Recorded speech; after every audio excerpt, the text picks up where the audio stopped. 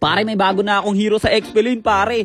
Ito, si Pakito. At ang kalaban ko for today's video, ang best XP ng taon. Teka lang pare, gamitin natin si Bogart. Tingnan natin kung may bitaw ba tong bagong hero ko. Walang magawa sa akin si Pobius, pare. Kinakatan ko lang ng lane. Hindi siya makalapit kasi kada lapit niya, pare, yung mga suntok ko mas masakit pa sa pain. Tumawag pa talaga siya ng katulong. Bakit akala mo ba sapat yan? Pag natamaan ka ng suntok ni Pacman, para kang tinamaan ng isang shotgun. Sinubukan niya pa nga ako ditong sabayan ng harap-harapan, kaso nga lang dun siya nagkamali. Sobrang sakit ng bawat suntok ko, pare. Napasabi siya ng lami.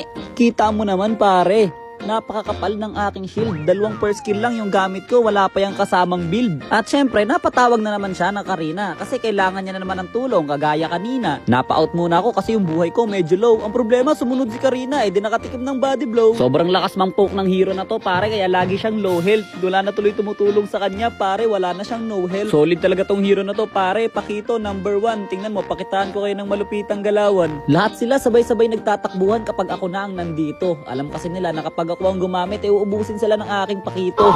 Suntok dito, suntok dyan. Right jab sa kaliwa, left hook sa kanan. Uppercut sa wala, body blow sa pisngi. Ang kalaban ko nawawala, kaya ayon, victory. Anyways, maganda tong Pakito, basta yung kalaban nyo, Dark System.